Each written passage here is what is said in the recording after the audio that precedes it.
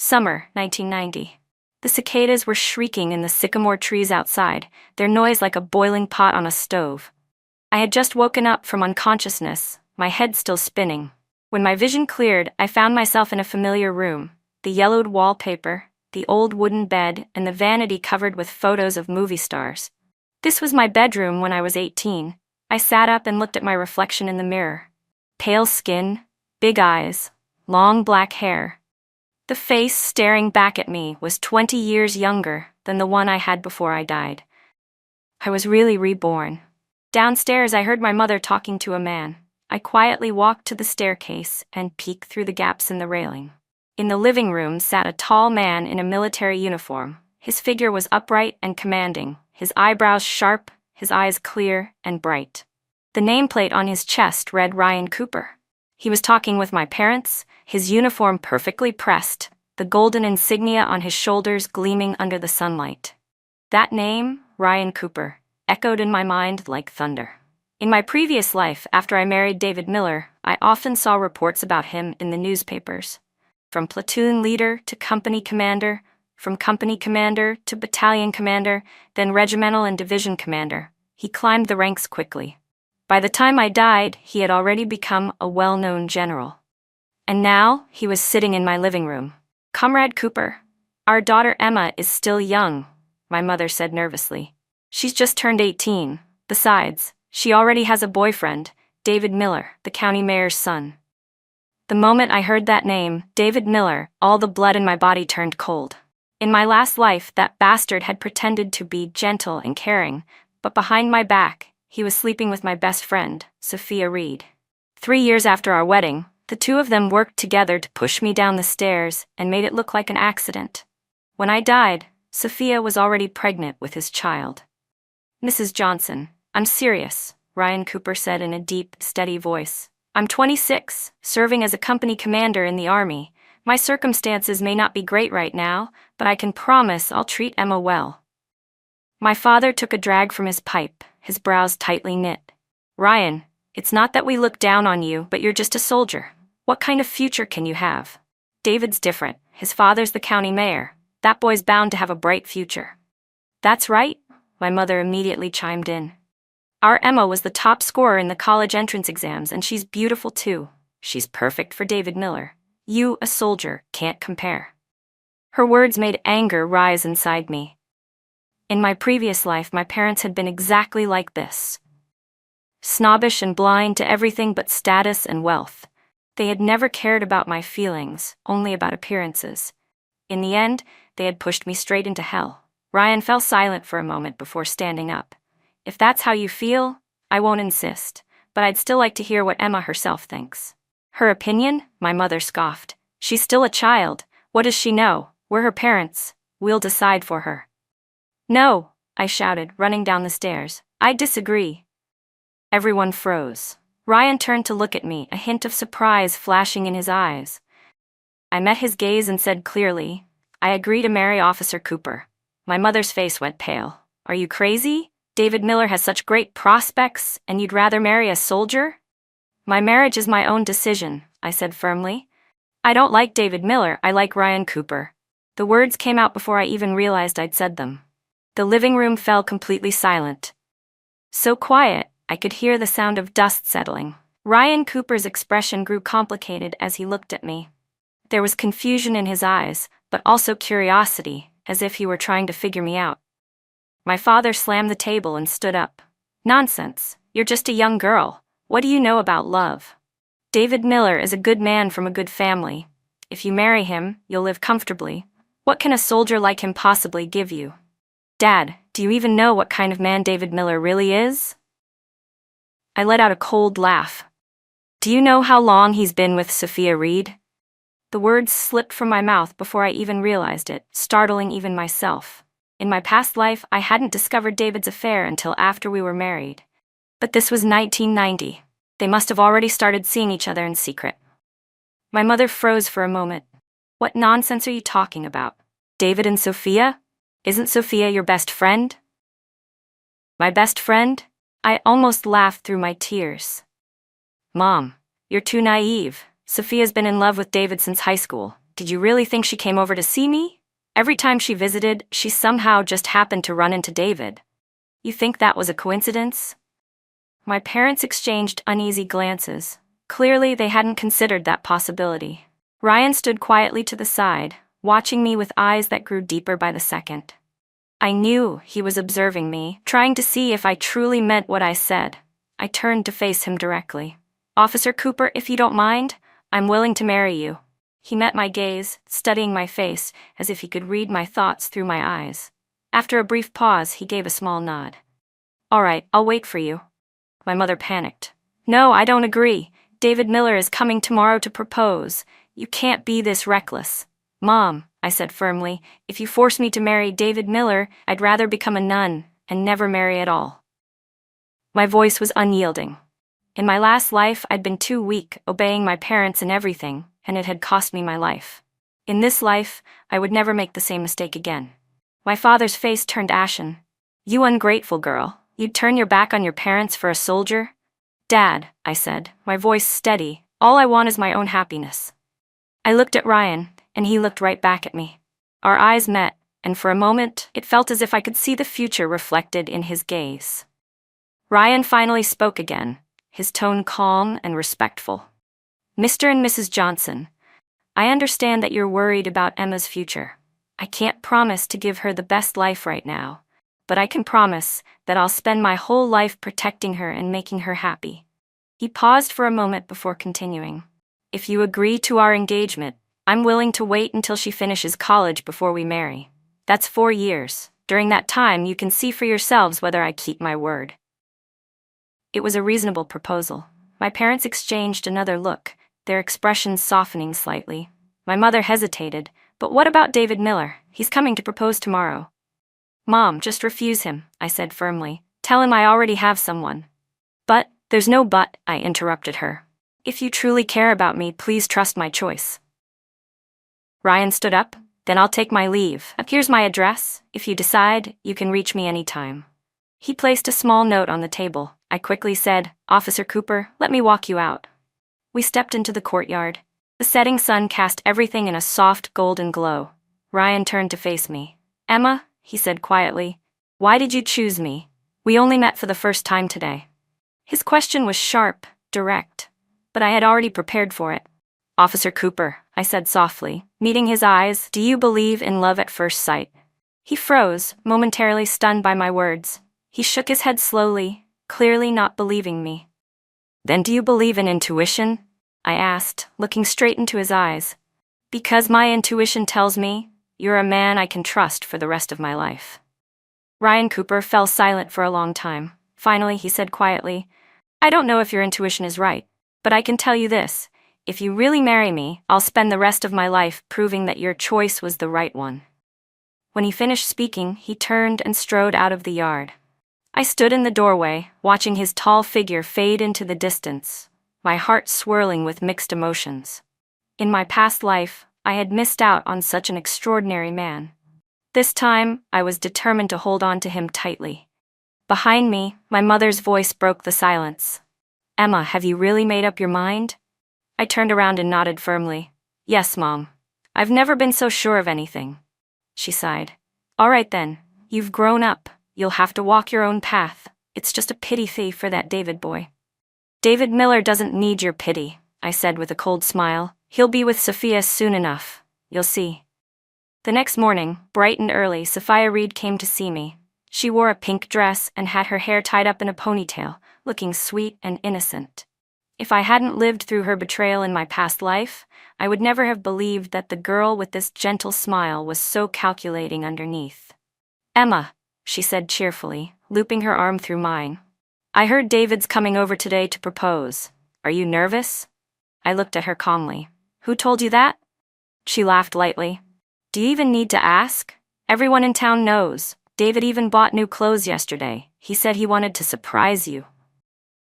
How did she know that David bought new clothes? That meant she had met him yesterday afternoon.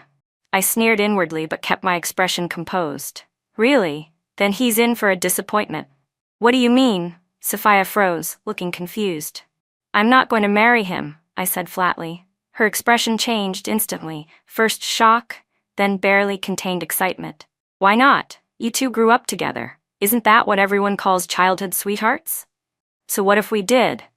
I said coldly. I don't like him. If you like him, just go after him yourself. You don't need to use me as a shield. Sophia's face flushed crimson. Emma, what are you talking about? How could I possibly like David? He's your boyfriend. Really? I asked, my tone sharp. Then what were you doing talking to him in front of the department store yesterday afternoon and helping him pick out clothes? That was a bluff. In my past life, I had overheard their conversation by accident and learned they often met in secret, though I hadn't known when or where. Sure enough, Sophia's face went pale. How do you know about that? So she admitted it. Sophia, we grew up together, I said coldly. Do you really think I don't know you? Every time you came over, you somehow just happened to run into David. When you talked to him, the way you looked at him could melt steel. Did you really think I was blind? Sophia's lips trembled. She wanted to explain, but no words came out. I'm not going to argue with you about this, I said, waving my hand dismissively. It doesn't matter anyway.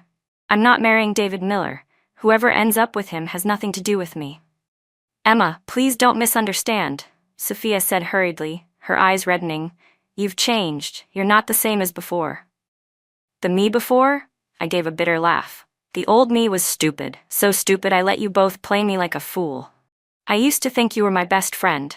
People change, I said lightly. Sophia, from now on, let's keep our distance.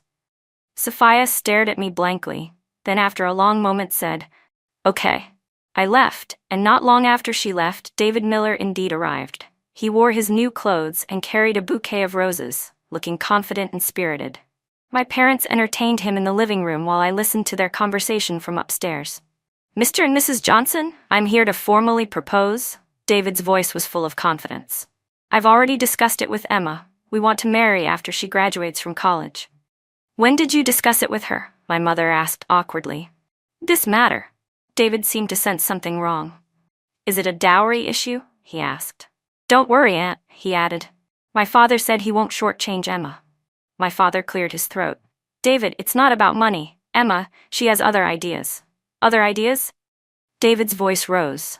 What do you mean? I went downstairs into the living room and looked at David's hypocritical face. David Miller, I won't marry you. David froze for a few seconds, then laughed. Emma, you're joking, right? I'm not joking, I said, looking at him. I already have someone. David's face changed. Someone? He asked. Who? Ryan Cooper, a company commander in the military district. When he heard the name, David clearly stiffened. He must have heard of him before. Emma, don't be ridiculous. David tried to keep smiling.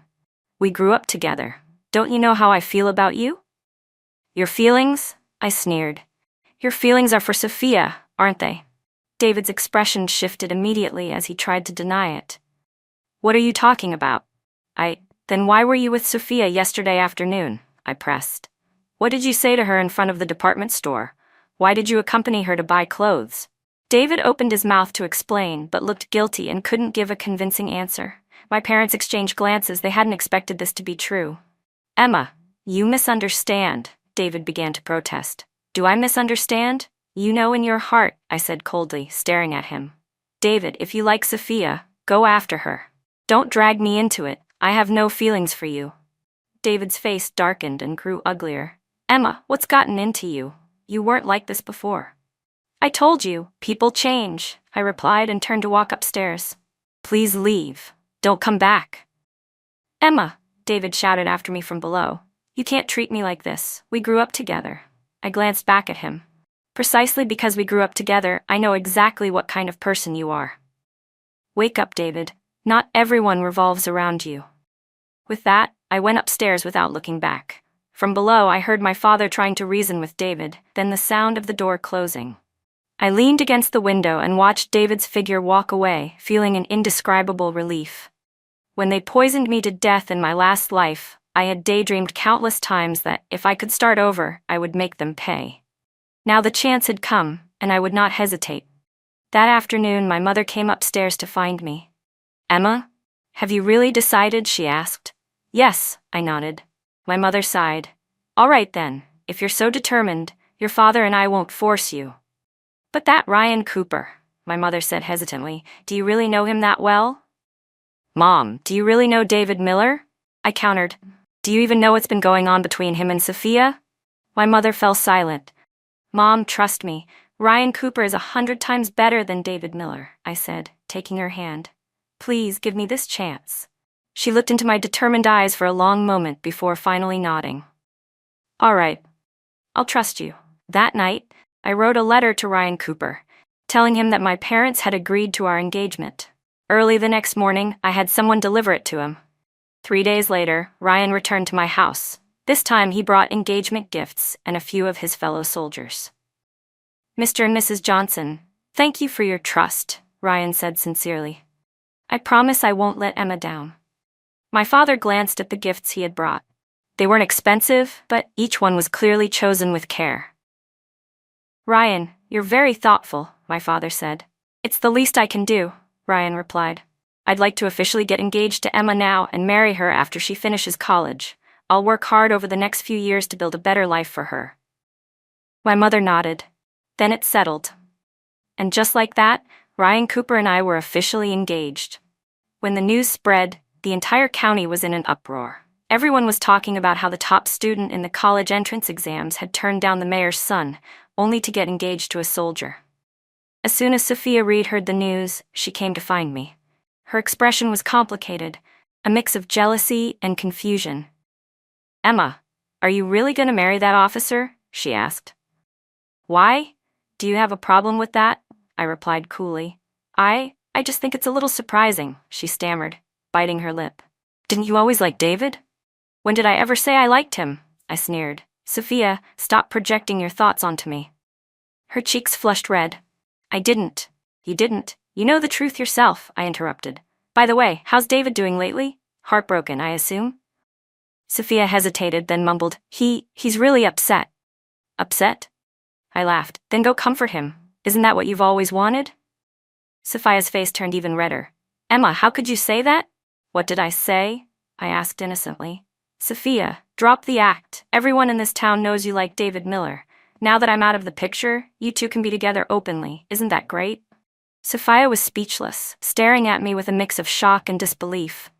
Emma, you've really changed. Yes, I have, I said with a small nod. I've gotten smarter. After Sophia left, my mood lifted considerably. In my last life, after she and David got together, she still pretended to care about me, smiling sweetly while showing off their affection right in front of me. But this time, I'd made her drop the act.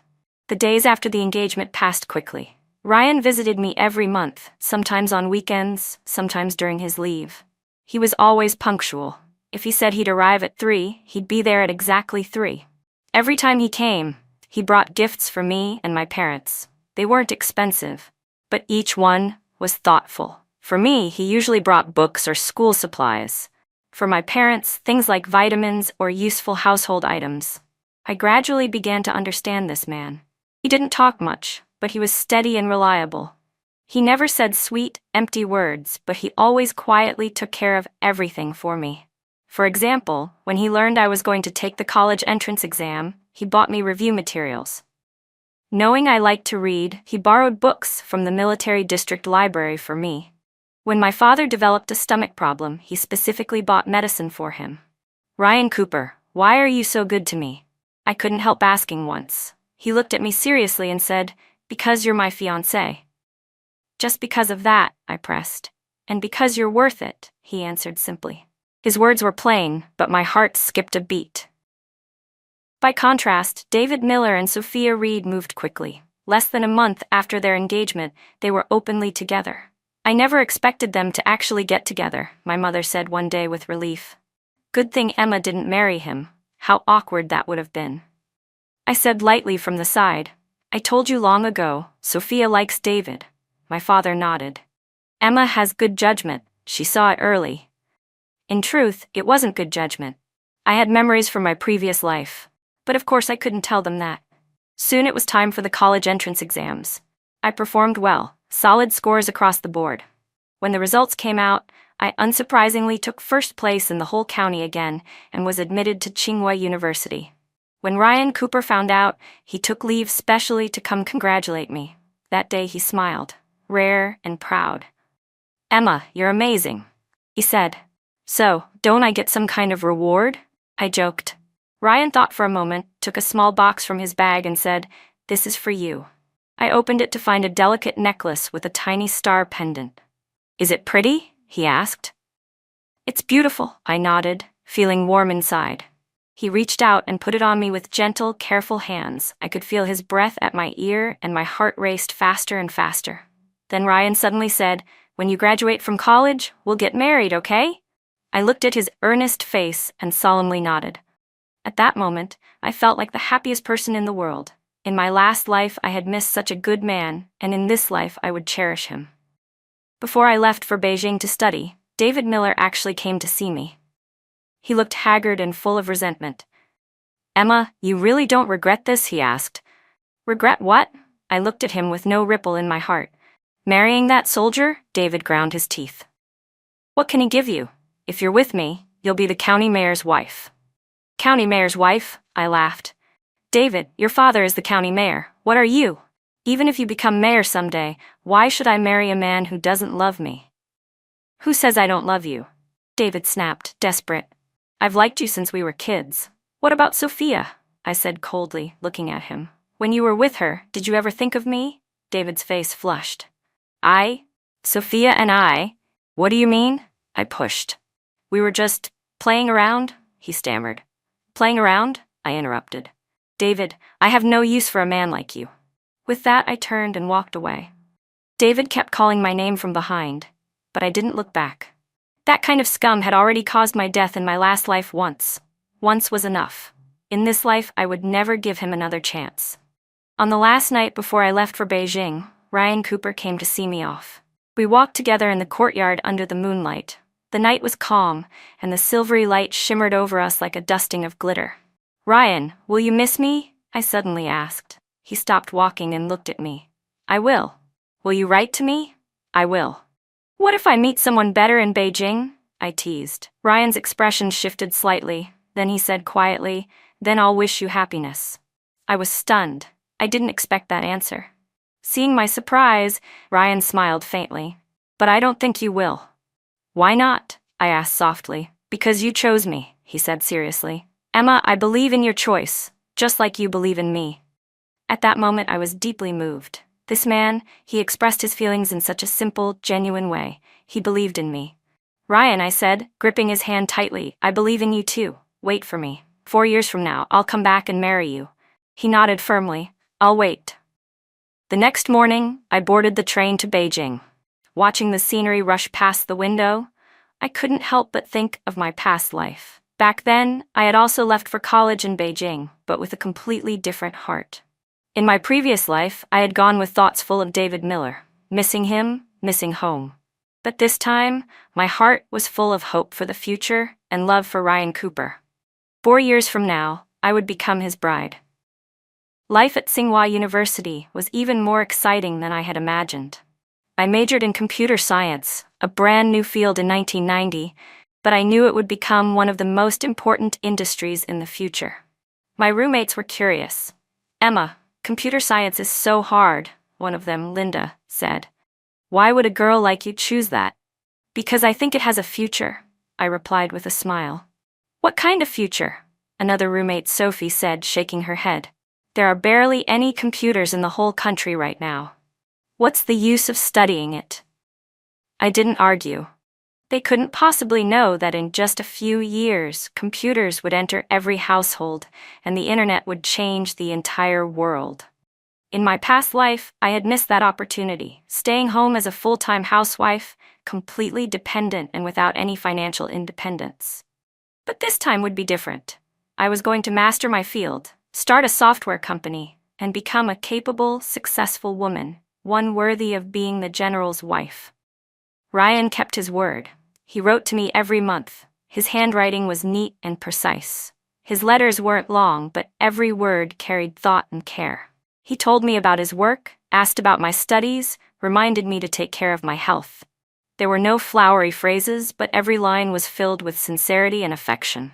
I always wrote back, sharing my college life, the things I'd learned, and sometimes even discussing academic topics with him. Gradually, I realized he was even more exceptional than I had imagined, insightful, sharp-minded, and with a unique way of seeing the world. "Emma, your boyfriend is so thoughtful," Linda said one day, her voice full of admiration as she looked at the package Ryan had sent me. "He sends you something every month, and it's always exactly what you need." It was true. Ryan always seemed to know exactly what I would need next. When winter was coming, Ryan would send me warm clothes. During exam season, he mailed me vitamins and supplements to keep up my strength. On regular days, he'd send me local specialties from home. He was a soldier, meticulous and thoughtful in everything he did. "A soldier?" Sophie widened her eyes. "Your boyfriend's in the army?" He's a company commander," I said with a nod. My roommates all looked at me with envy. In those days, being a soldier was one of the most respected professions, and Ryan Cooper, young, capable, and so attentive to me, was indeed an ideal man to marry. Still, not everyone was optimistic about us. "Emma," one of the senior girls asked me once, "aren't you worried that a long-distance relationship will fade over time?" "Not at all," I replied without hesitation. "Why are you so confident?" she pressed. "Because I know him," I said simply. "And he knows me. Real love doesn't fade because of distance." The senior shook her head and smiled faintly. "You're still young, you don't understand men. Long-distance relationships rarely last." I just smiled and didn't argue. She didn't understand. What Ryan and I had wasn't an ordinary romance. We were meant to spend our lives together. My freshman year passed quickly. When summer came, I returned home for break. Ryan was already waiting for me. The moment I saw him again, I realized he looked even more mature than before, composed and radiating quiet strength. His military uniform made him look impossibly handsome. "Emma, did you miss me?" he asked with a small smile. "I did," I nodded, my cheeks warming. He chuckled softly, reaching out to pat my head. "Did you lose weight?" "I didn't lose any," I protested. "In my eyes, you did," he teased. Then he smiled. "Mom made your favorite braised pork. Come on, let's go home." Home?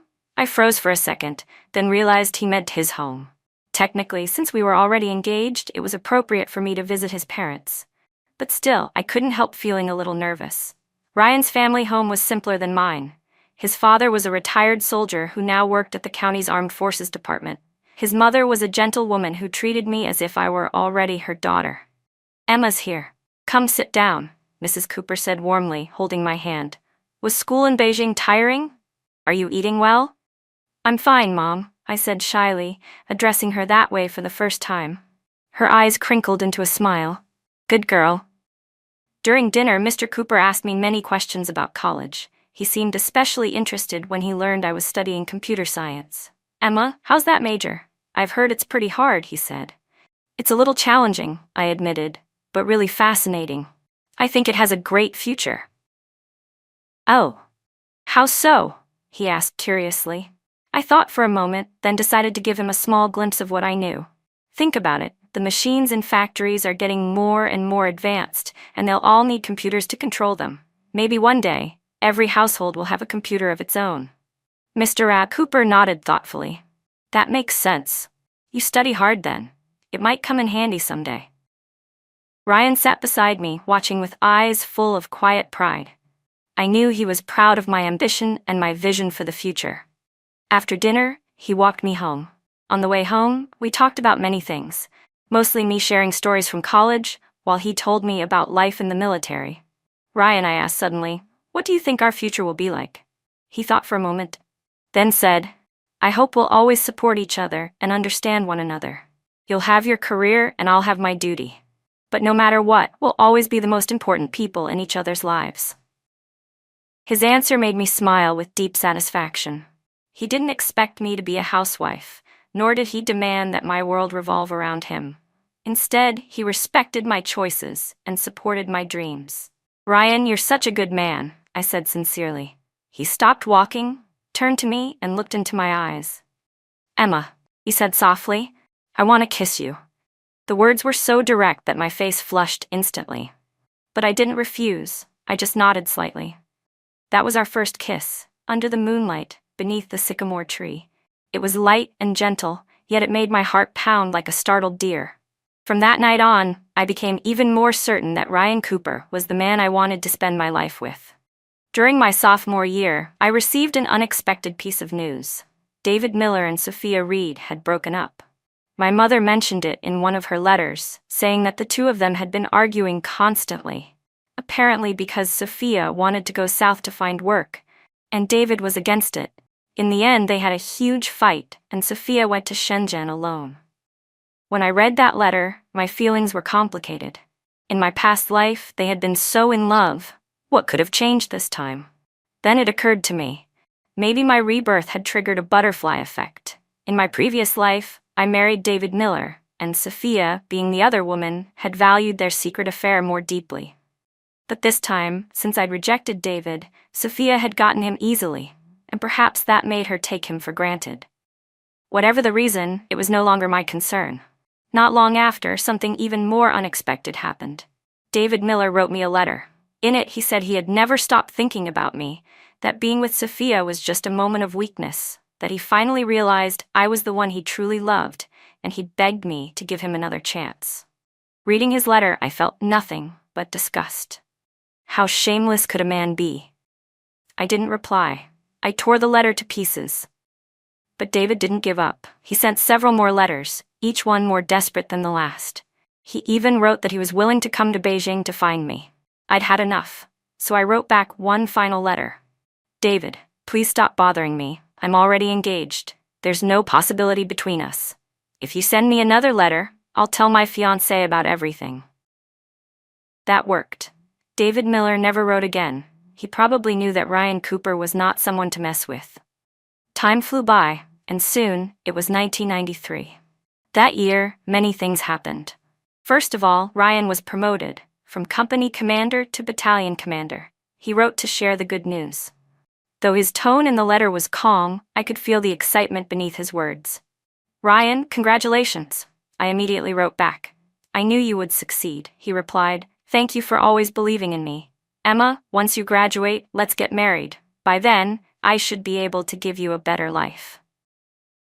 When I read that line, my heart melted completely. This man was always quietly working for our future. Besides Ryan's promotion, there was more good news. I had been doing exceptionally well at school. For 2 consecutive years, I earned scholarships and even joined several research projects. My advisor said I had great potential and suggested I continue my studies after graduation. Emma, you should consider graduate school, my advisor told me. You have a solid foundation. If you pursue further studies, your future will be even brighter. I thought about it carefully and decided to discuss it with Ryan. In my next letter to him, I wrote, Ryan, my advisor suggested that I go to graduate school. What do you think? If I do, our wedding might have to be postponed for a few years. His reply came quickly. Emma, you should absolutely go to grad school. You're too smart to waste your talent. As for the wedding, it can be any time. I'll wait for you. When I read that, tears filled my eyes. This man always supported me, completely, without condition or hesitation. So I decided to take the graduate school entrance exams. I studied harder than ever before. Every day, if I wasn't in class, I was in the library. I didn't even rest on weekends. My roommates admired my determination. Emma, why are you pushing yourself so hard? Linda asked one night. Because I have a goal, I said. I want to get into the best graduate program and become the best engineer I can. For your boyfriend? Sophie teased. I shook my head. Not just for him, for myself. I want to be someone of value, someone worthy of him. And I meant every word. Ryan Cooper was so outstanding, I had to work hard to become someone who truly matched him. Just when I was fully immersed in my studies, bad news came from home. My father had fallen ill. My mother called me, crying, Emma, your father's been diagnosed with stomach cancer. The doctor says he needs immediate surgery. My heart nearly stopped. Dad? Stomach cancer? In my past life, he had always been healthy. I took leave right away and rushed home. When I arrived at the hospital, I saw him lying on the bed, thinner than I'd ever seen him. Tears streamed down my face. Dad? I whispered, taking his hand. He forced a faint smile. Emma, why are you here? Don't you have to prepare for your exams? Exams can wait, I said firmly. Your health is what matters most. At that moment, the door opened and Ryan walked in. The second I saw him, I broke down completely. He didn't say a word, just came over and wrapped his arms around me. "It's okay. Everything will be fine," he whispered softly. It turned out my mother had called him, and he'd taken leave and traveled all night to get there. With Ryan around, I finally felt grounded again. He arranged for the best doctor, found the best hospital room, and even hired a nurse to look after my father. The surgery was a success. The doctor said it had been caught early, and the chances of recovery were very high. Watching my father gradually get better, my heart filled with gratitude. If it hadn't been for Ryan's help, my family wouldn't have known what to do. "Ryan, thank you," I said, holding his hand. He shook his head gently. "There's no need to thank me. We're family." Family. Those words warmed my heart completely. Yes, we were already a family. After my father recovered, I returned to school and continued preparing for the entrance exams. That experience changed me deeply. I cherished my relationship with Ryan Cooper even more after that. This man had been by my side when I needed him most, taking on every burden without hesitation. I knew then, in this life, I was his, completely and forever. My exam results turned out great. I was accepted into the graduate program at the Chinese Academy of Sciences, still majoring in computer science. When Ryan heard the news, he took leave and came to Beijing just to congratulate me. That evening, we had dinner at a small restaurant near campus. "Emma, I'm so proud of you," he said warmly. "So, do you have anything to show for it?" I teased. Ryan smiled mysteriously and pulled a small box from his bag.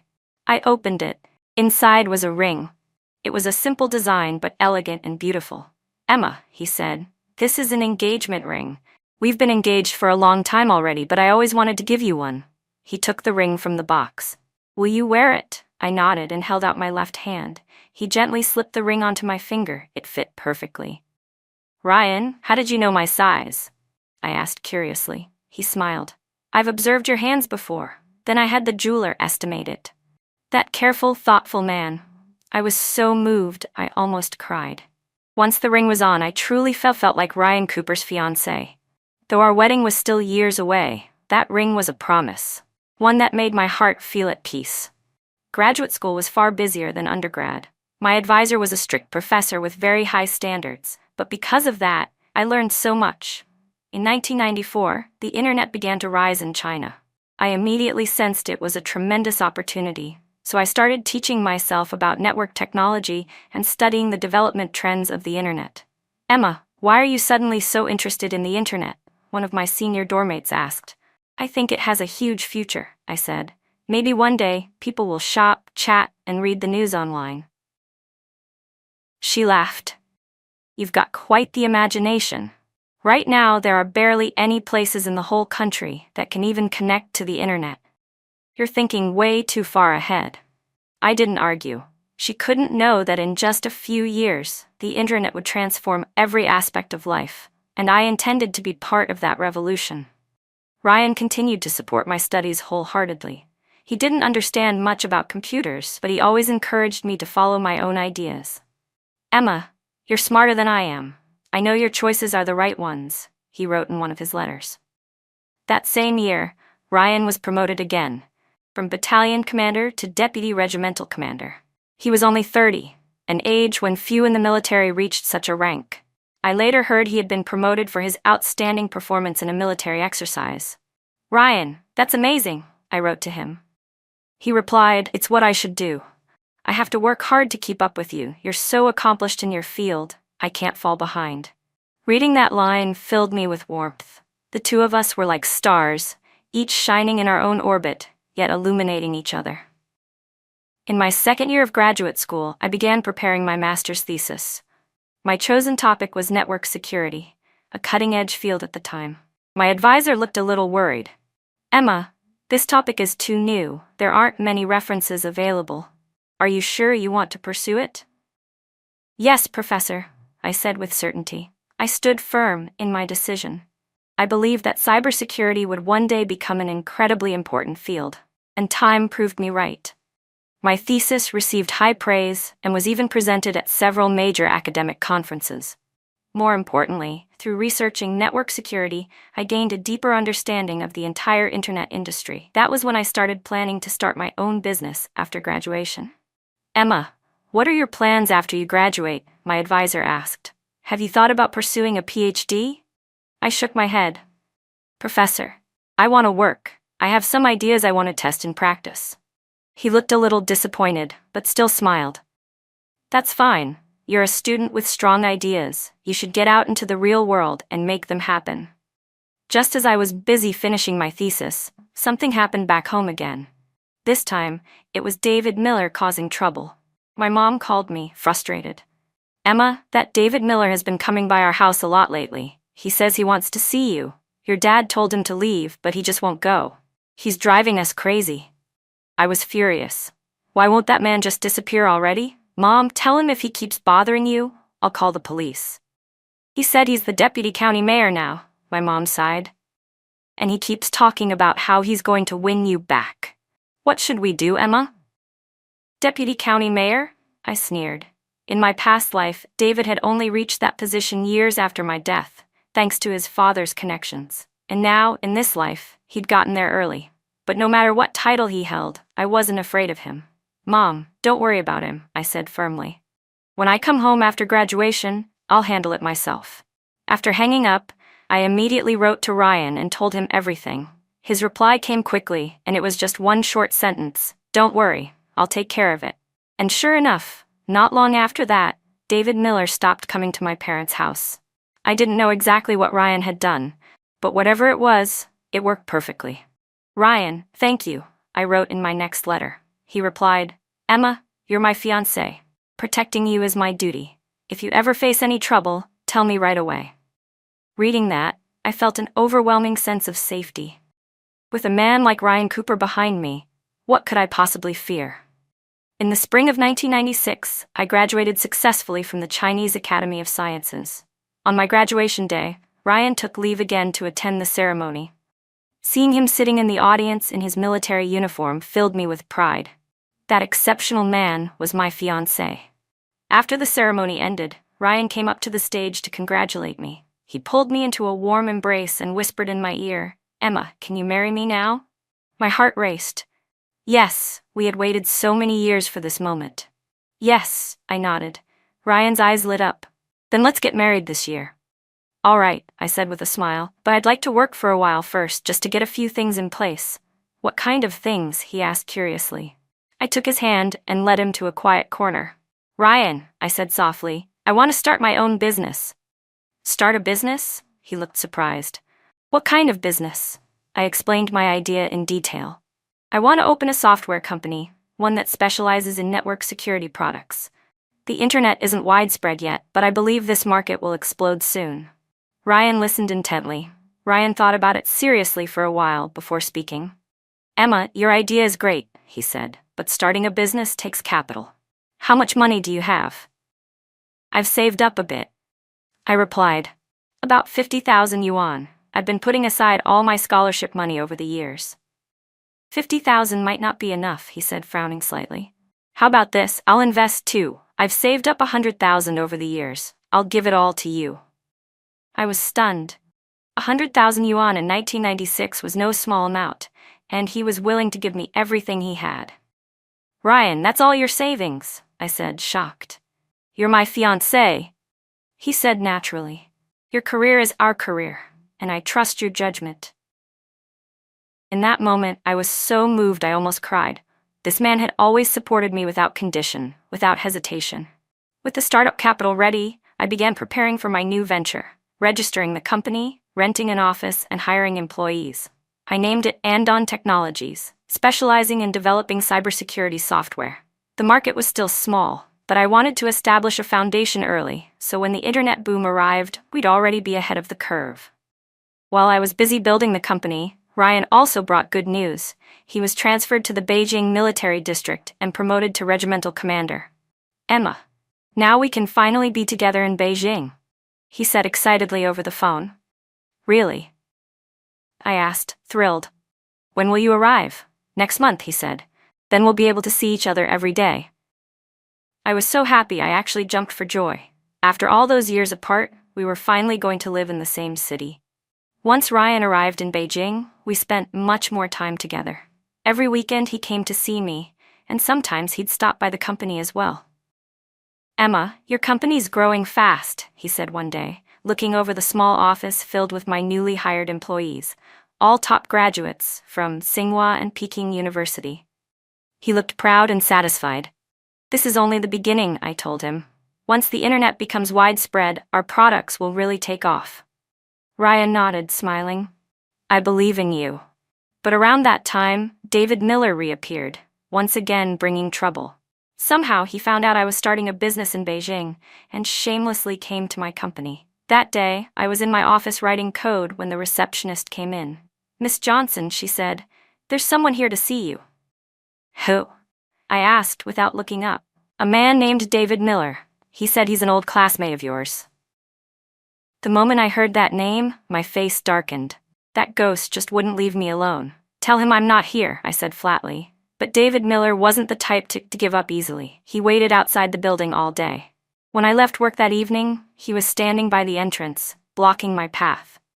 "Emma, can we talk?" he said. He looked older, more polished, dressed in a suit like some successful official. "There's nothing to talk about," I said coldly. "Emma, I know you're still angry with me," David said with a strained smile. "What happened back then was my fault. I'm here to apologize." "Apologize?" I sneered. "Do you really think one apology is enough?" "What do you want then?" he asked quickly. "Emma, I'm a deputy county mayor now. Someday, I'll become a county mayor, maybe even a city mayor. If you're with me, your life will be 100 times better than it is now. Do you think I care about money or status?" I looked at him, my eyes full of disdain. "David Miller, you're still as shallow as ever." He clenched his teeth. "What can that soldier of yours give you? What kind of future can he possibly have?" "He can give me his heart," I said firmly. "And that's more than enough." I turned to leave, but David Miller grabbed my arm. "Emma, please don't go," he said desperately. "I mean it. I've been thinking about you all these years. I've regretted letting you go every single day." I yanked my arm free, but he tried to grab me again. That was when a familiar voice came from behind me. "She told you to let go. Didn't you hear her?" I turned around. Ryan was standing there. I had no idea when he'd arrived. He was dressed in casual clothes, but even without his uniform, his presence carried that same commanding authority that made people instinctively step back. David froze. His face paled instantly. Although the two had never met before, he seemed to recognize exactly who Ryan was. "You must be Ryan Cooper," David said stiffly, trying to sound calm.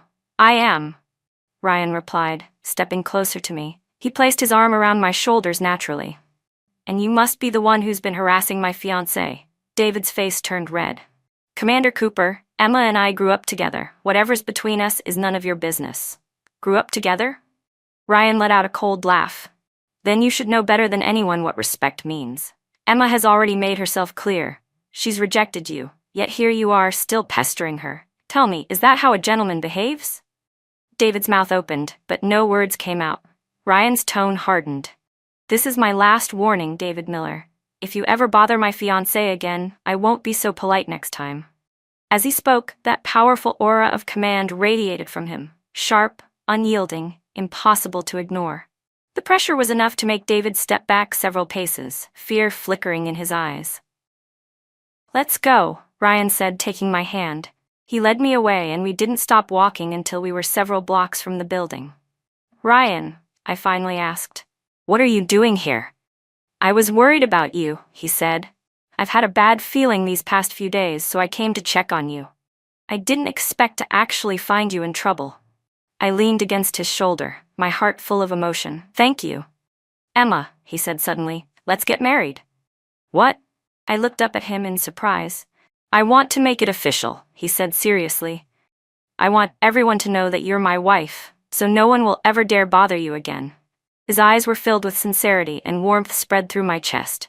"All right," I said softly, "let's get married." And just like that, we decided to hold the wedding as soon as possible. In October 1996, Ryan and I were married in Beijing. Although neither of us was from the city, he had many comrades from the military district, and I had plenty of friends from school and work. The wedding was lively and full of laughter. I wore a white wedding gown, and Ryan stood at the altar in his military uniform. As I walked down the aisle, holding my father's arm, I saw the tenderness and love in Ryan's eyes. And in that moment, I knew I had made the best decision of my life. "Will you marry me?" he asked, reaching out his hand. "I will," I said, placing my hand in his. That was the moment we truly became husband and wife. The funniest part of the ceremony came when Ryan's comrades started chanting, "Kiss her, kiss her." Ryan blushed furiously, clearly embarrassed. "Kiss her, kiss her," they shouted louder. So I stood on my tiptoes and kissed him first. The crowd erupted in cheers. "Way to go, Mrs. Cooper," someone yelled. Ryan's face turned an even deeper shade of red, but his eyes were glowing with happiness. After the wedding, we bought a small apartment in Beijing. It wasn't big, but it was cozy and full of warmth. Ryan, always thoughtful, gave up his study so I could use it as a home office for my company work. "Ryan, don't you need your study?" I asked, feeling a little guilty. "My books don't take up much space," Ryan said with a smile. "The shelves in the living room are enough. Your work is more important." This thoughtful man, I found myself loving him more and more with each passing day. After our marriage, my company began to thrive. By 1997, the internet was rapidly expanding across China, and our products finally found their place in the market.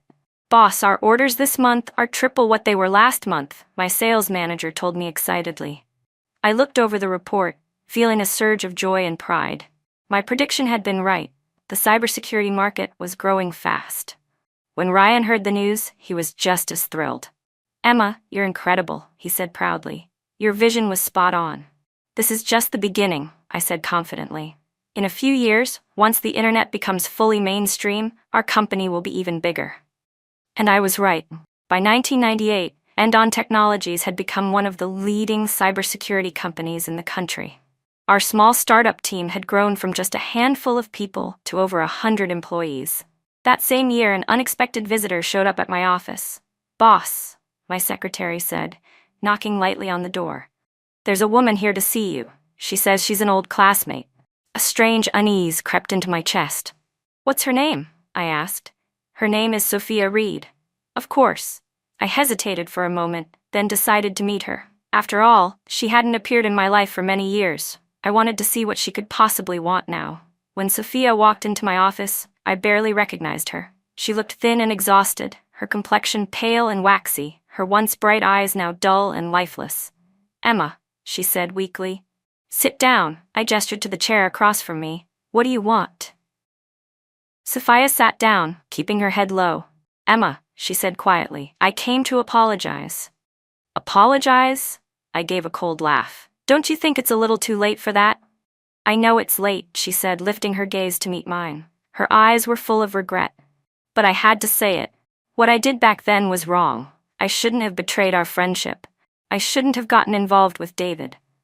I looked at her in silence, saying nothing. Sophia continued, her voice trembling. "These past few years in Shenzhen have been awful. I thought I could make something of myself. But everything went wrong. I hit wall after wall. Then I got sick, spent all my savings, and finally realized how stupid I'd been." "And then?" I asked quietly. "Then, I thought of you," she said, and tears started falling down her face. "We grew up together. You were my best friend, but I betrayed you for a man. Emma, can you ever forgive me?" Watching her cry, I felt a swirl of emotions I couldn't name. In my previous life, my hatred for her had been boundless. She hadn't just stolen my husband, she'd also helped him destroy me. But this life was different. I hadn't married David Miller. She hadn't taken my man, nor ruined my life. She was just an old classmate, one who had made terrible mistakes. "Sophia, you're sick," I said softly. She nodded. "Stomach cancer, late stage. The doctors say I have maybe 6 months left." I froze. She was still so young and dying. "Emma, I didn't come here to ask for help," she said quickly, as if reading my thoughts. "I just wanted to apologize before I die. I've been living with guilt for years. If I don't say this to you, I'll never be able to die in peace." As I looked at her frail figure, the anger and resentment inside me slowly faded away. She was already at the end of her life. What was there left to hate anymore? "Sophia, I forgive you," I said softly. She froze for a second, then burst into even harder tears. "Thank you, Emma. Thank you for forgiving me." "Do you have any other wishes?" I asked. Sophia shook her head. "No, just hearing that you forgave me, that's enough." After she left, I sat there for a long time, my emotions tangled and heavy. I never would have imagined that the lively, beautiful girl I once knew would end up like this. That evening, I told Ryan everything when I got home. "She really has stomach cancer," I said. Ryan frowned. "It doesn't sound like she's lying." "Ryan," I said quietly, "I want to help her." He looked at me. "Are you sure she's dying?" "She is," I said, nodding. "But with so little time left, what's the point of holding grudges? And I can tell she truly regrets everything." Ryan studied my face for a moment, then nodded. "If that's what you want, I'll support you." So I reached out to some of the best doctors I knew and arranged treatment for Sophia. Even though it was late-stage cancer and there wasn't much hope, I wanted to at least ease her pain, maybe give her a little more time. When Sophia found out, she was overwhelmed. "Emma, you're an angel," she said, gripping my hand weakly. "I've made so many mistakes in my life, but having you as a friend, that's my greatest blessing." Unfortunately, the doctors were right. Her condition was too severe. 2 months later, Sophia passed away. Before she died, she held my hand tightly and said, "Emma, you have to be happy. You deserve the best life." As her eyes slowly closed, a wave of grief washed over me. No matter what had happened between us, she was still the girl I'd grown up with. My childhood friend. Her funeral was simple. There weren't many people there. What surprised me, though, was that David Miller showed up. He looked much thinner and worn out. When he saw me, his expression was complicated. "Emma," he said quietly, "thank you for taking care of Sophia." "That's what I should have done," I replied calmly. He hesitated before asking, "Are you doing well?" "I am," I said, meeting his gaze. "David, let the past stay in the past. I hope you can find your own happiness too." He blinked in surprise, then gave a bitter smile. "Emma, you're still as kind as ever. I never deserved you." With that, he turned and walked away. After that day, David Miller disappeared from my life completely. I think he truly let go this time. Time passed quickly, and soon it was 1999, a year that would change my life forever. That year, I found out I was pregnant. When the doctor told me the news, I almost jumped with joy. Ryan and I had been married for 3 years, and we'd been hoping for a child. "Really?" I asked, almost breathless with excitement. "Yes," the doctor said, smiling. "You're about 2 months along. Congratulations, you're going to be a mother." The moment I left the hospital, I called Ryan immediately. "Ryan, I'm pregnant," I said, barely able to contain my excitement. There was silence on the other end for a few seconds, and then his voice came, trembling with emotion. "Really? I'm going to be a father?" "Yes," I laughed. "You're going to be a dad." "That's amazing, Emma. Stay home and rest. I'll be right there." And true to his word, Ryan was home in less than an hour. He swept me into his arms and spun me around in pure joy like an excited kid. "Careful," I laughed, placing a hand over my stomach. "I'm carrying your baby." He immediately stopped and set me down gently, then reached out and rested his palm on my belly, his touch tender and reverent. "Our baby's daddy is Ryan Cooper, and mommy is Emma Johnson," Ryan said softly as he rested his hand on my belly. "We both love you so much." Watching how serious and tender he looked, tears welled up in my eyes. "This man, I knew you would be a wonderful father." During my pregnancy, Ryan became even more attentive. He started studying nutrition on his own, planning out balanced meals for me every day. He even bought stacks of parenting books and read them carefully. Honestly, he was more prepared for motherhood than I was. He also took on a lot of the work from my company. Although he wasn't a technical expert, his leadership and management skills were exceptional. With his help, the company began running more smoothly than ever. "Emma, just focus on taking care of yourself and the baby," he told me. "Leave the company to me." "Don't you get tired? You're already busy with your own work, and now you're helping with mine," I said, a little worried. He smiled, brushing my hair gently. "It's fine. For you and our baby, I can handle being tired." That year, something even bigger happened. Ryan was promoted again, this time from regimental commander to deputy major general. A 35-year-old deputy major general. That was an incredible achievement in the military. "Ryan, that's amazing," I told him proudly. He smiled modestly. "I just want to give you and the baby a better life. I'll keep working hard for our family's happiness." In the spring of 2000, our son was born. He looked just like Ryan. Big bright eyes, a high nose bridge, and an unmistakable air of charm even as a baby. "What should we name him?" Ryan asked, holding our son in his arms, his face glowing with fatherly love. "Let's call him Ethan," I said softly. "I want him to grow up with a broad heart and great ambitions." "Ethan," Ryan repeated thoughtfully, then nodded. "It's a good name. Ethan Cooper, Mommy and Daddy's precious boy." Baby Ethan seemed to understand. He looked up at us and smiled. At that moment, I felt like I had everything in the world. After Ethan's birth, I spent more time at home with our family, but I didn't completely step away from work. I trained several capable managers to handle the daily operations of the company while I focused on long-term strategy. The arrangement worked perfectly. In the very first year of the new millennium, Andon Technologies made a major breakthrough and became the national leader in cybersecurity. "Boss, we did it.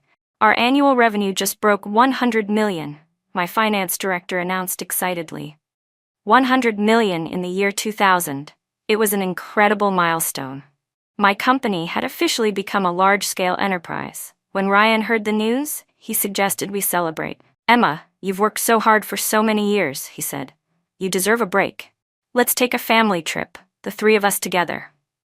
So, we went to Hainan for a vacation. We watched the sunrise and sunset by the sea, played with Ethan as he crawled on the sand, and laughed until our cheeks hurt. I felt a deep, overwhelming sense of happiness, the kind that made my chest warm. "Ryan, this is exactly the life I've always wanted," I said, leaning against his shoulder. He wrapped his arm around me. "Me too, Emma. Thank you for giving me such a beautiful life." I shook my head and smiled. "No, it's me who should thank you. Without you, I wouldn't have achieved any of this," he chuckled. "We're husband and wife. There's no need to keep score. Your success is my success, and mine is yours." He was right. We were like two gears, perfectly synchronized, turning together, driving each other forward. By 2005, I was 33. Ryan was 41, and we had been married for 9 years. Ethan was already 5. That year, Ryan was promoted once again, this time to division commander. 41 years old, and already a general officer. His future seemed limitless. In the military world, Ryan's promotion made him one of the youngest officers at his level. At the pace he was advancing, he could very well become a general before turning 50. "Emma, we have to move," Ryan told me one evening. "The headquarters has been relocated. We're leaving Beijing." A pang of reluctance filled my chest. Beijing had been our home for so many years, the place where we'd built our lives from the ground up, where every corner carried a memory. "What about the company?" I asked. "You can still manage it remotely," he said reassuringly.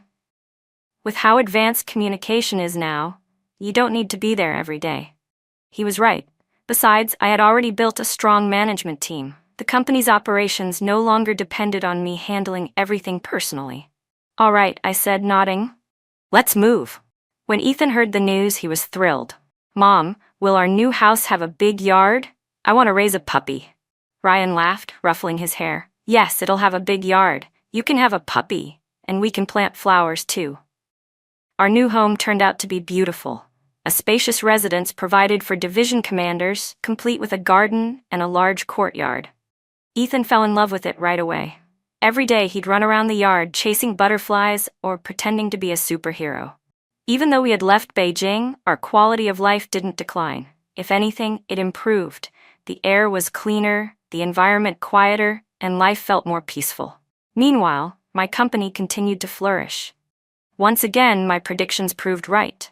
After 2005, China's internet industry entered a period of explosive growth, and the demand for cybersecurity skyrocketed.